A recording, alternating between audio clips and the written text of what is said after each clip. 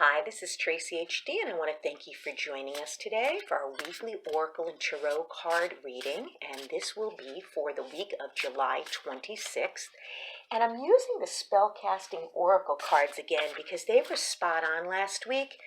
And I'm really connecting with this deck, so I figured we'll keep the same deck this week as well.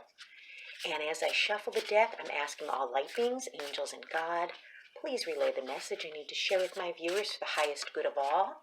You may use this as a pick a card reading, 1, 2, or 3, or a blended reading with all 3 cards. The beginning of the week, or card number 1, I'll take the top card. Middle of the week, or card number 2, I'll take a card from the center. And the third card will be the bottom card for the end of the week. Okay, so let's see what we have here. The first card, card number 1, or the beginning of the week, how gorgeous is that? Oh my goodness. That is such a beautiful butterfly, and butterflies mean transformation.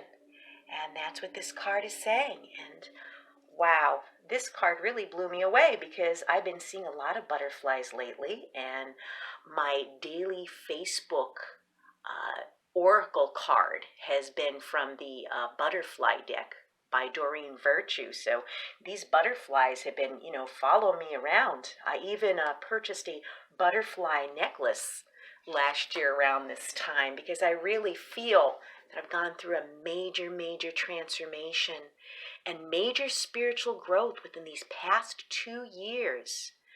And a lot of you out there are going through a major transformation, and this is Spirit's way of saying, the transformation is taking place, and it's been a long and arduous journey through the dark night of the soul. Nobody held you, sympathized with you, or dried your tears, nor did they congratulate you or praise you.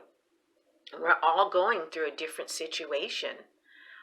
All of us are going to be experiencing a dark night of the soul if we haven't already. This card is pretty much, telling you that it's inevitable on our spiritual path. When we go through this dark night of the soul, we walk alone, and you feel like very isolated, and however, as you faced up to obstacles and challenges, a process of understanding and forgiveness has enabled you to embrace the parts that serve you. As one who's walked through the darkness, you're now ready to emerge and be brightly transformed. So you can now hold the energy of both dark and light, knowing and wisdom, and be in balance, because we're all dark and light. We're both. And the wisdom that you learned from whatever brought on the dark night of the soul for you is something that was meant to happen on your spiritual path. And these things that seem unfortunate and painful and hard to accept end up being blessings in disguise. And I'll tell you from experience, that is exactly what has been happening in my life. Even though these things are very painful, and the most painful things, it just seems like it's built up more and more on this path for me. It was, slightly painful, what I went through, 12 years ago. And then, these past 2 years, it's built up an intensity where people have left my life. And I know that that's, what's meant to be for my highest good. So don't be scared if you're going through the dark night of the soul right now as you're watching this video, because it's all for your highest good. And then card number 2, or the middle of the week, we have well-being, and another gorgeous card. And I love the full moon, and I'm seeing butterflies here.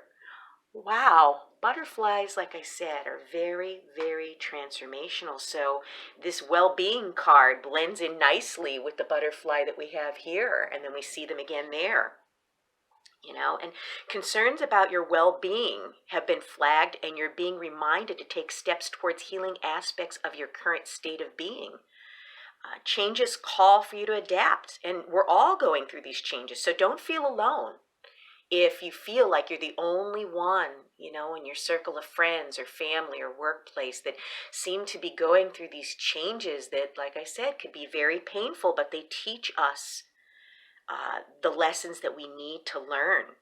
Okay, so whether this is on a physical, mental, or social level, the prime concern is looking at how to achieve the optimum levels required to feel and be at your best.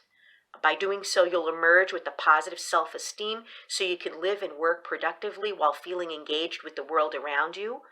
Happiness, health, and comfort support you as you take steps towards personal fulfillment. So you may need to take some downtime, and I make sure that every week I take a day just to myself to do absolutely nothing, and meditate and maybe go for a walk in nature, read a book, to take myself out of the routine of, every day.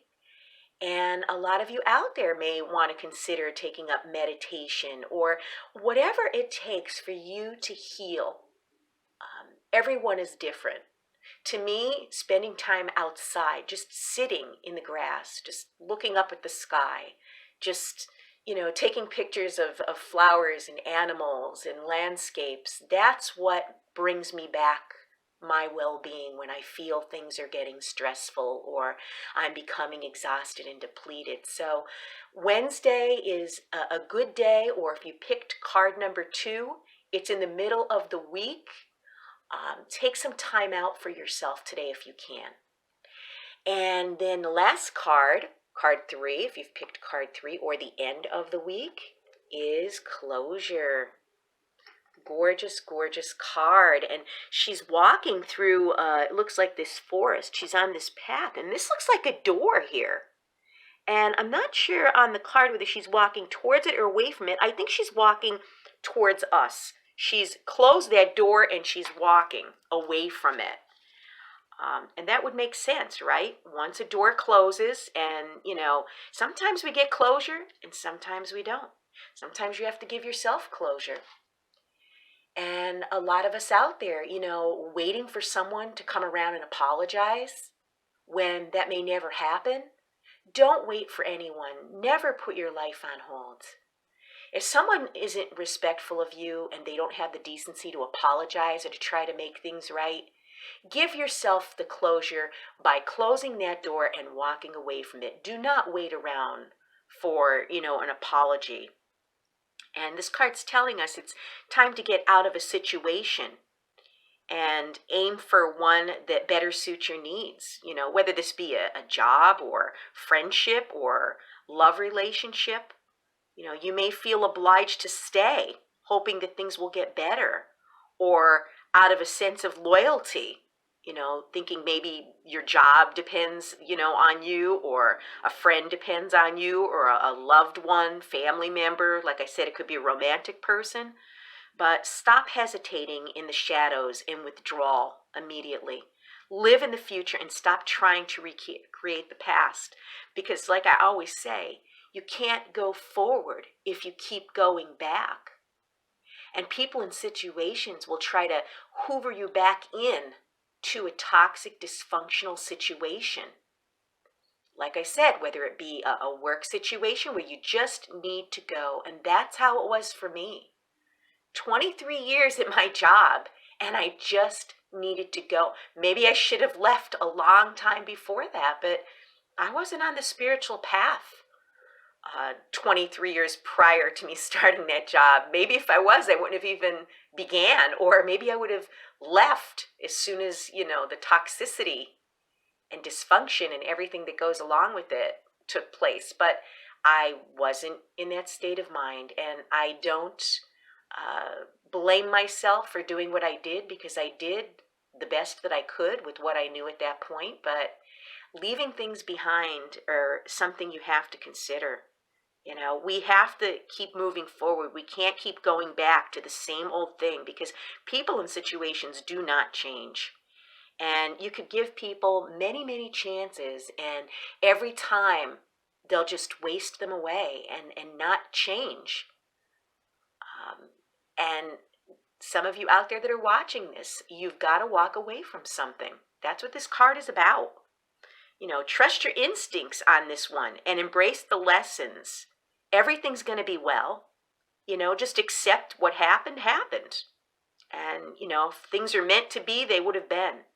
As this door closes, a window of light will open to more brighter experiences. But if we stay stuck in a toxic situation, clinging on to people and situations that aren't for our highest good, we're really doing ourselves an injustice.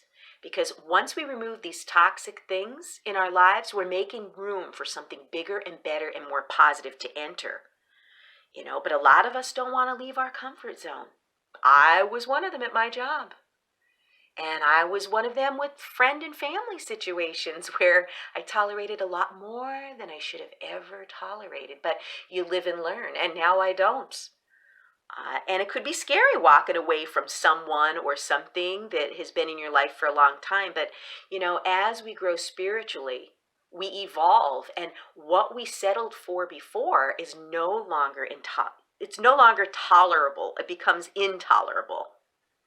So say farewell to negativity, control, and disempowerment as you finally make a determined effort to let go of whatever this is, and it's going to be different for each of you out there. It's a time to do a disappearing act. And you know what? Sometimes the best thing to do is to just walk away. No explanation, no argument, no fighting, no nothing, to just quietly pack your stuff and move on. Wow, what a powerful week. And again, these cards are so spot on for me as well. And I hope they resonated for all of you out there that are watching this. If you've enjoyed this reading, please like it by giving it a thumbs up, share it, and above all, subscribe, because I will be back with more.